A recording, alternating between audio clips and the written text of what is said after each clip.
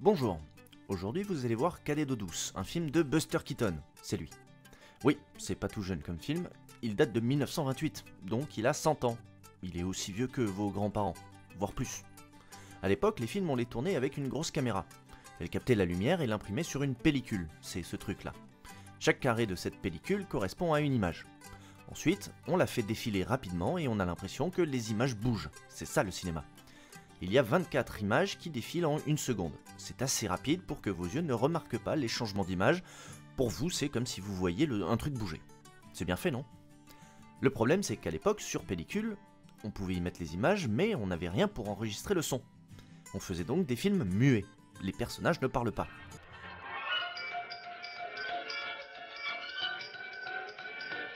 Dans les salles de projection, à l'époque, on mettait généralement de la musique pour accompagner les images avec un très vieil outil, celui-là, ou bien on jouait de la musique directement dans la salle en même temps que le film.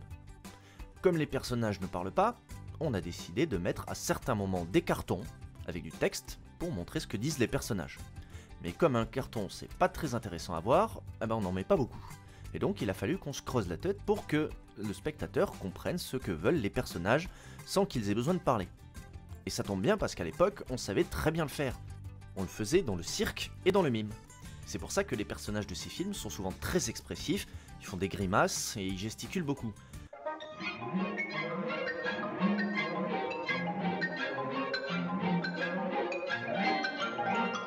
Personne ne bouge comme ça dans la vraie vie, n'est-ce pas? Buster Keaton, c'est lui. C'était une star à l'époque. C'était le plus connu.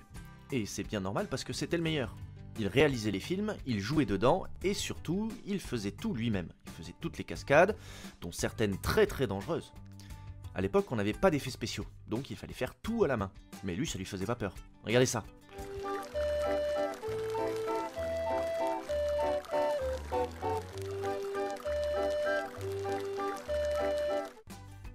Tout ce que vous voyez, il le fait en vrai.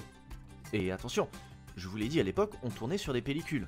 Quand la caméra tournait, la pellicule s'imprimait et on ne pouvait plus revenir en arrière. Si une scène est ratée, on doit jeter la pellicule correspondante et en acheter une autre. Et ça coûtait très cher à l'époque. Cela signifiait que pour faire tous ces trucs incroyables, Buster Keaton n'avait pas le droit à l'erreur. Il fallait que ça marche du premier coup. Vous imaginez le stress? Bref, dans chacune de ces histoires, il joue le même personnage. Un jeune homme très présentable mais maigrichon, un peu maladroit et qui se casse souvent la figure. Et surtout, il ne sourit jamais. On l'appelait d'ailleurs l'homme qui ne rit jamais. Et c'est pour ça qu'on rigole souvent dans ces films, parce qu'il fait le clown, et il a toujours l'air sérieux. Il a eu tellement de succès qu'il inspirera par la suite un autre personnage que vous connaissez sûrement, Charlie Chaplin, c'est lui. Mais ça, c'est pour une autre fois.